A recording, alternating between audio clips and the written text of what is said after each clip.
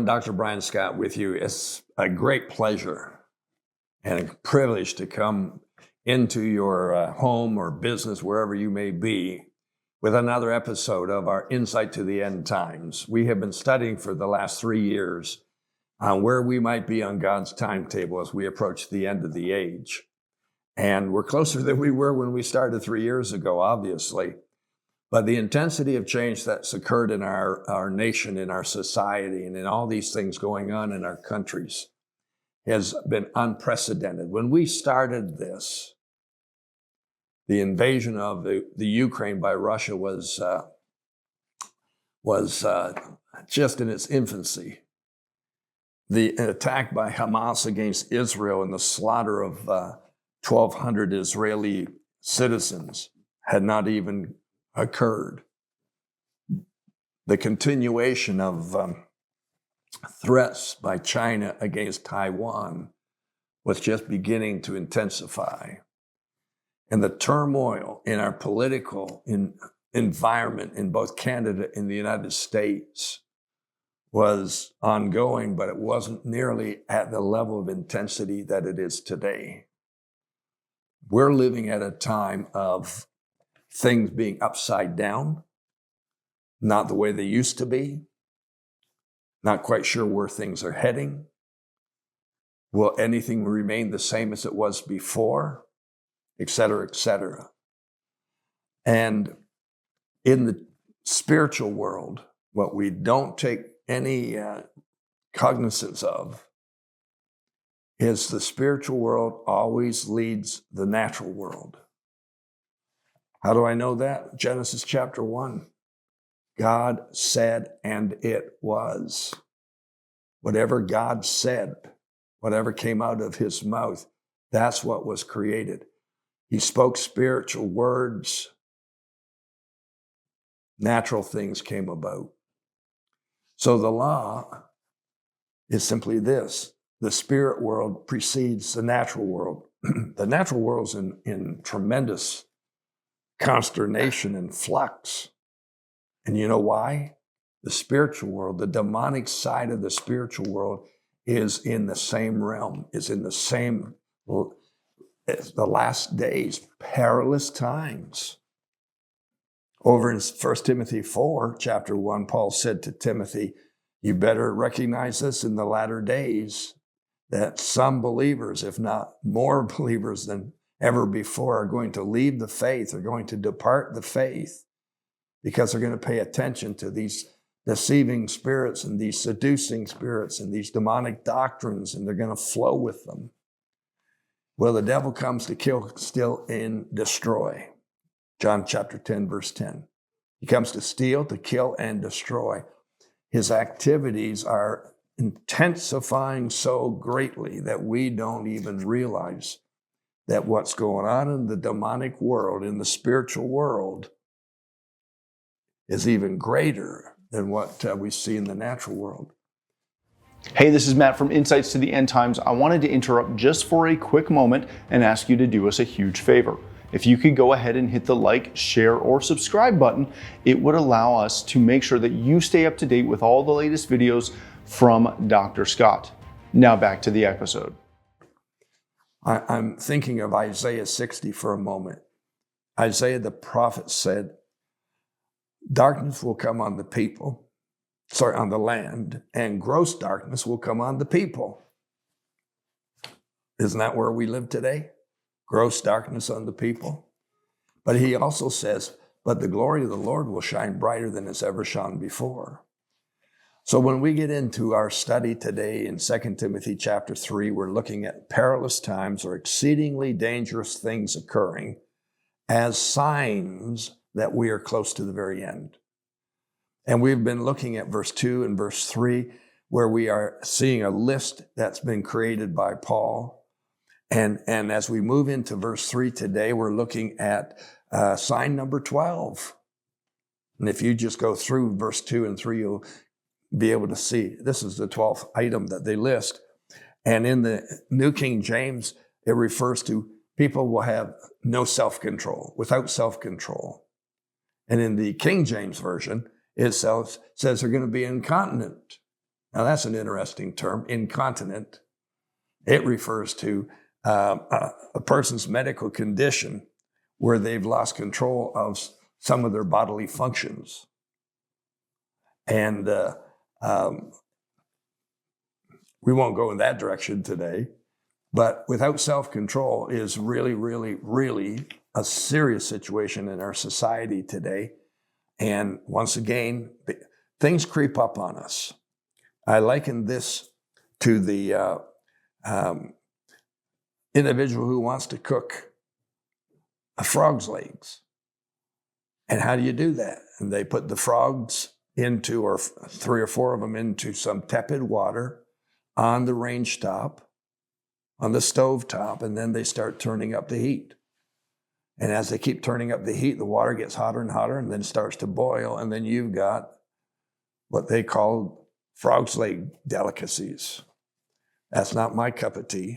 But anyways, the point is things creep up on us and creep up on us and creep up on us until we accept them as normal because they have slowly progressed to a point where they're in effect.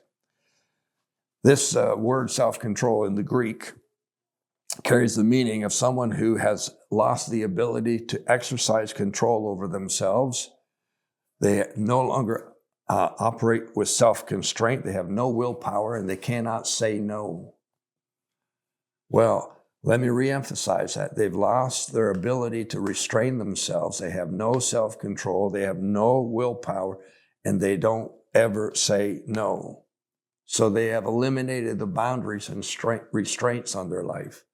Now, we can go in any direction with this because it is occurring everywhere. But I want to go through some things that are going to hit right between the eyeball, I hope, to show you how important this is. And I'm going to give you maybe 7 or 8 examples over the next session and the further session this week. But this represents people who just don't say no. So they don't ever say no to spending. They don't say no to eating. They don't say no to their emotions. They develop addictive behavior because they won't restrain themselves. So they can get into chronic cheating, chronic lying, chronic swearing, you name it. They have no self-control.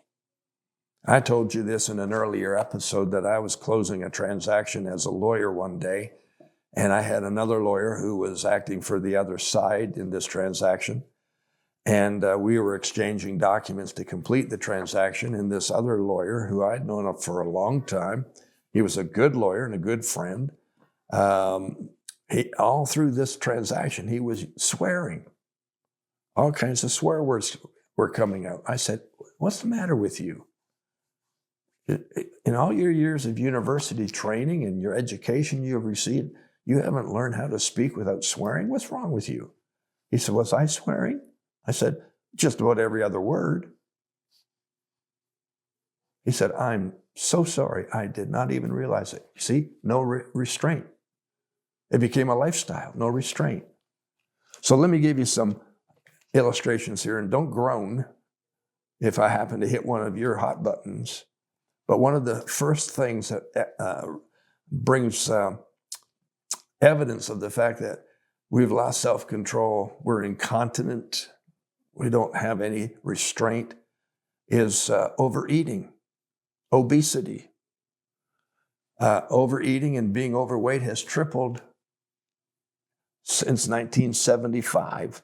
By the year 2016, it's estimated that that there were 1.6 billion people who were overweight, and 650 million of that group were obese. That's heavy-duty overweight. Now, that's on a worldwide basis, but think about it. By 2017, in the United States, 39% of adults over 18 years of age were considered overweight. 39%. That's 2 of every 5. That's huge. 2 of every 5 people were overweight by 2017 in the United States. That means 13% were obese. That's 1/3 of those overweight were obese. That means they're way past overweight. That translates into 70 million people in the United States were obese. Are you hearing what I'm sharing with you? And that means 160 million people in the United States were overweight. We're getting close to, at 160 million, we're getting close to, and probably are on the light side of 50%. Half of the population is overweight. Unbelievable. Wow. Why? It's a sign of the last days. You would never think that, would you? You would never connect those 2 dots together. That being overweight and obese happens to be one of the primary signs of the last days and the perilous times, because it represents without self-control. It represents being incontinent, inability to restrain oneself. Here's a second category: government, personal and government spending, and personal and government debt. Out of control.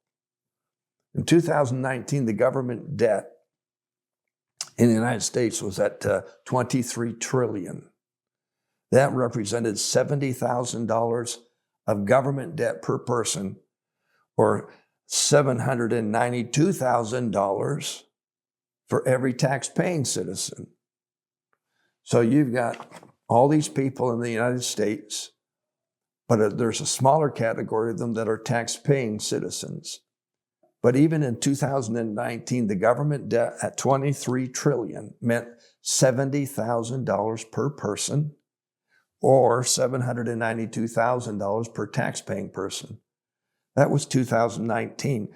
Do you know that in 2024, the government debt in the United States had hit something like $35 trillion?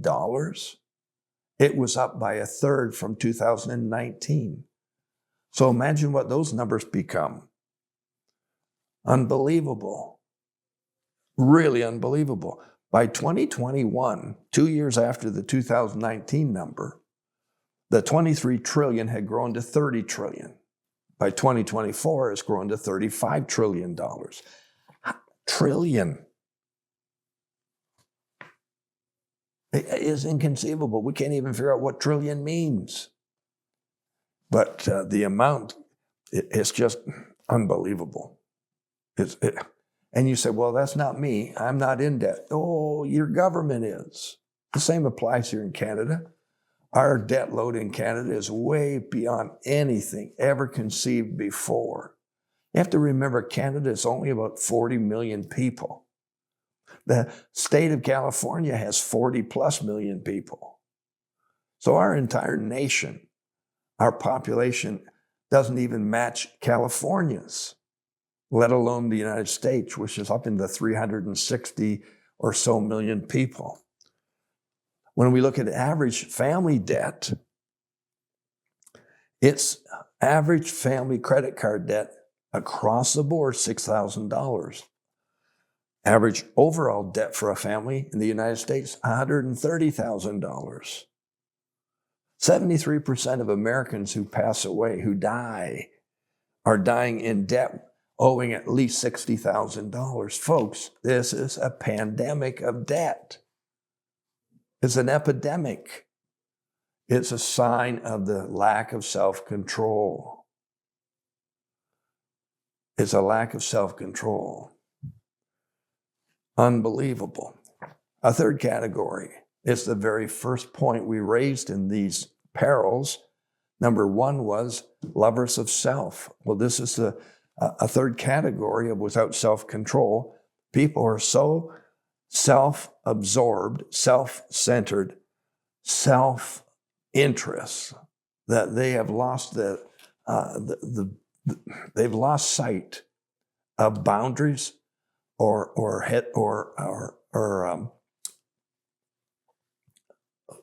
exercising self-control. They simply keep buying and buying and buying to please themselves and keep doing and doing and doing to please themselves, and eating and eating and eating to please themselves, and drinking and drinking and drinking to please themselves, and playing and playing and playing to please themselves. You get the point? Self-control doesn't exist when it comes to self and your interests. Number 4 on my little list is the bullying that's going on in our society, especially in our school system. This bullying has reached a massive level. Here's a survey from 2013 in the US. 70% of Americans believe that bad behavior has reached epic proportions.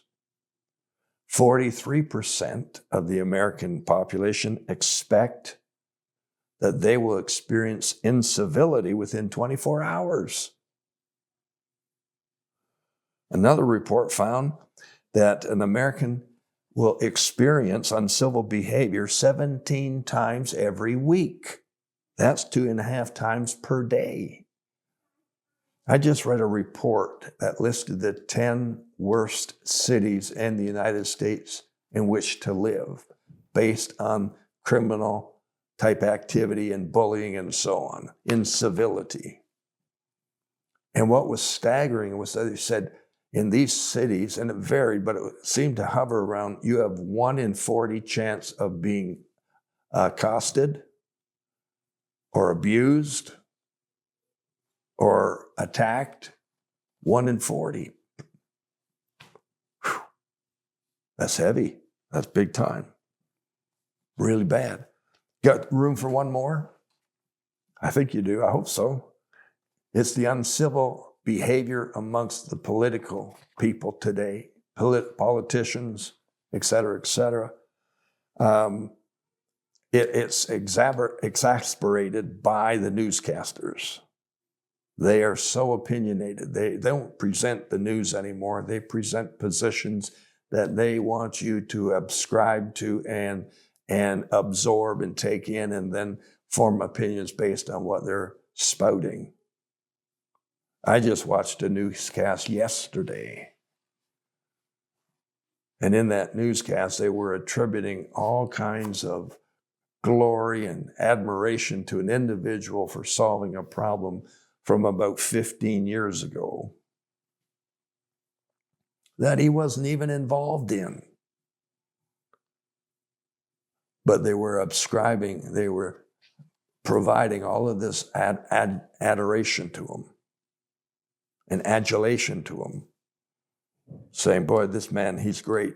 He solved this, he did this, he did this. He saved our butts. And the true fact of the matter is, he wasn't even employed in that situation at that time. So the political behavior,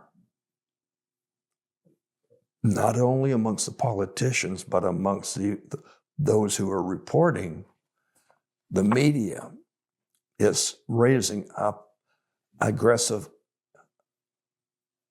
uncivil activity. You don't even want to watch the news anymore when it comes to politics or the position that the politicians are spouting and decreeing, because you can't believe anything they're saying anymore. They're steering the narrative. They're steering your position. They're steering your beliefs. They're causing you to rise up in the wrong direction. Bless the Lord. It's out of control. It's without restraint. It's infected the population because it's flowing from those who influence the population. And it's causing a breakdown in the sanctity of family and morals and ethics and so on and so forth. These are perilous days. And here we're looking at how a lack of self-control has entered into so many fields of life that we don't even pay attention to. I hope I've been able to bring some things to your attention that would maybe cause you to realize all this stuff, these are all signs of the end. We're getting closer and closer. We have one more session this week. I look forward to seeing you then. I call you blessed in the meantime. Thanks for joining us today. Amen.